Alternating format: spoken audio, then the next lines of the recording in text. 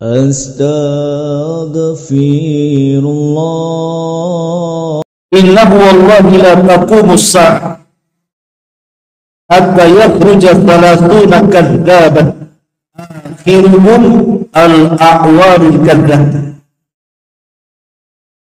Kata Nabi sallallahu alaihi wasallam, demi Allah, tidak akan tegak hari kiamat sampai keluar 30 para pendusta, di mana yang paling akhir di antara mereka adalah orang yang memiliki mata satu, maksudnya Dajjal, dan dia seorang pendusta.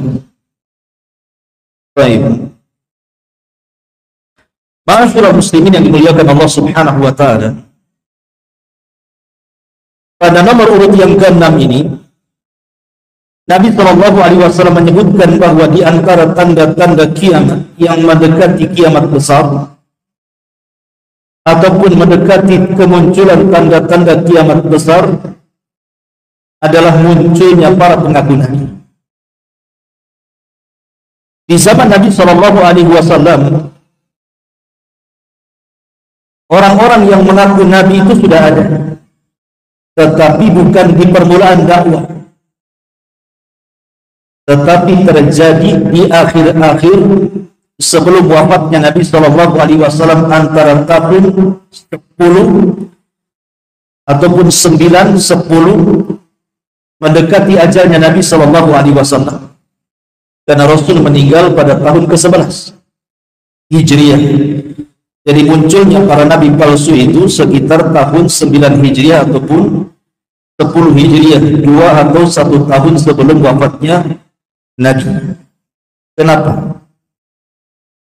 Kenapa orang-orang yang mengaku nabi itu tidak mengaku di permulaan periode dakwah Nabi? Nabi Shallallahu alaihi wasallam berdakwah itu 13 tahun di kota Mekah dan 10 tahun di kota Madinah. Ketika Nabi Shallallahu alaihi wasallam berdakwah 13 tahun di kota Mekah, tidak ada orang yang mengaku nabi kecuali Nabi kita Muhammad Sallallahu alaihi wasallam. Alasannya karena kalau ada yang mengaku nabi dia di Mekah, itu akan berat tantangan. Lihat Nabi Sallallahu alaihi wasallam, bagaimana Allah Subhanahu wa taala uji dalam dakwahnya. Berusaha untuk dijelek-jelekan, dituduh sebagai penyihir, dituduh sebagai orang gila, dituduh sebagai perangkai syair, dituduh sebagai pemecah belah, bahkan kemudian disakiti, bahkan kemudian diusir, bahkan ada upaya pembunuhan. Jadi berat sekali kalau ada orang yang ngaku nabi, sehingga tidak ada periode Mekah itu orang yang ngaku nabi. Baru setelah periode Madinah, setelah Nabi Shallallahu alaihi wasallam berdakwah 1 tahun, 2 tahun, 3 tahun, 4 tahun, sampai ke 9 tahun, kemudian Islam sudah menyebar. Kemudian Rasul sudah menguasai Taif, menguasai Mekah, menguasai hampir seluruh kawasan Mekah dan juga kawasan Madinah. Kemudian banyak orang yang datang masuk Islam, mencintai Rasul, mengagungkan Rasul. Terpikir oleh orang-orang yang ngaku nabi, enak juga ngaku nabi itu, punya kedudukan, dihargai, dimuliai. Akhirnya kemudian di akhir-akhir wafatnya Rasul, di sini banyak orang yang ngaku nabi karena sudah tinggal enaknya saja.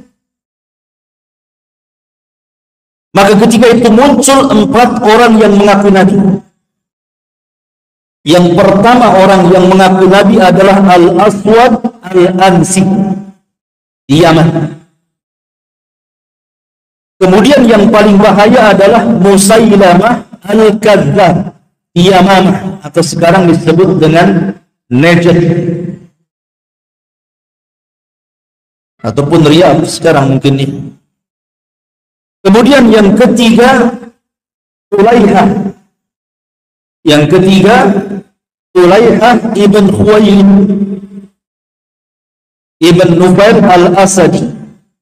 Sulaihah ibn Khuwailid ibn Nufail al-Asadi, ini pun mengaku Nabi. Kemudian yang keempat, ini seorang wanita, namanya saja Bintul Haris Tamimiyah. Jadi ada seorang wanita ngaku Nabi.